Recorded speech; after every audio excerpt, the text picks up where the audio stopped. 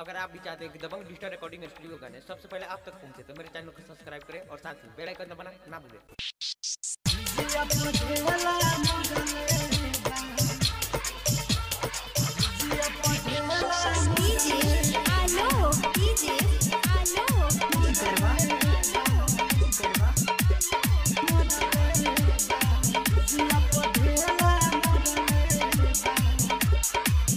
हई कौन हो नतिया के बेटा हमारा जीजिया पढ़ेला मॉडले बा।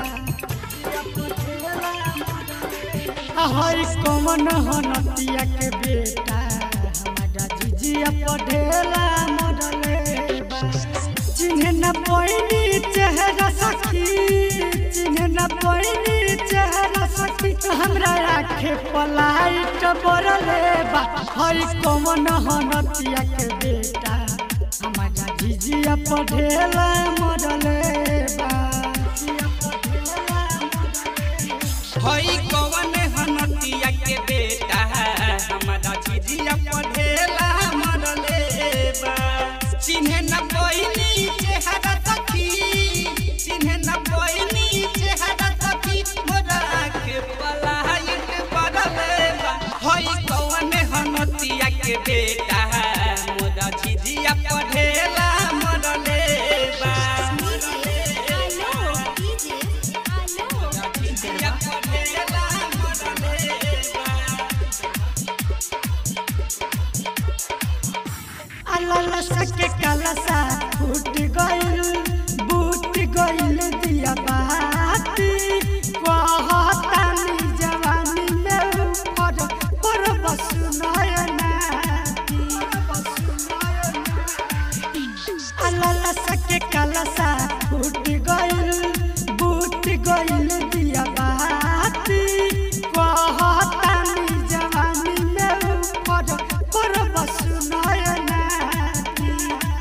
पड़ल नजर हल्का सखी, पड़ल नजर हल्का सखी, सूटर कलर के डलले बा। हई कौन हो नतिया के बेटा हमारा जीजिया पढ़ेला मॉडले बा।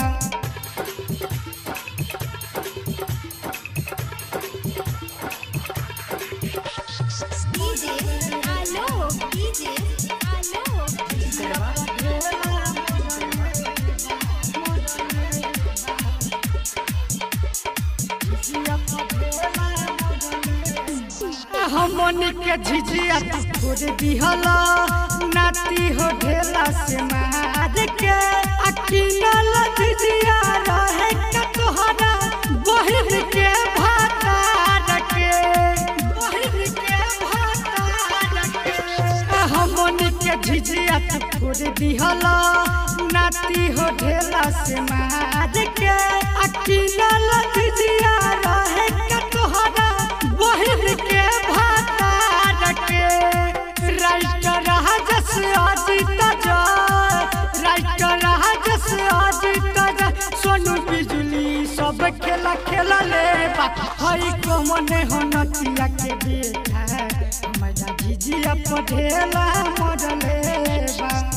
हई कौन हो नतिया के बेटा हमारा जीजिया पढ़ेला मॉडले बा। हई कौन हो नतिया के बेटा हमारा जीजिया पढ़ेला मॉडले बा। चिन्ह न पैनी चेहरा सखी, चिन्ह न पैनी चेहरा सखी, हमरा आखे पलाइट बरले बा। हई कौन हो नतिया के बेटा हमारा जीजिया पढ़ेला मॉडले बा। जीजिया पढ़ेला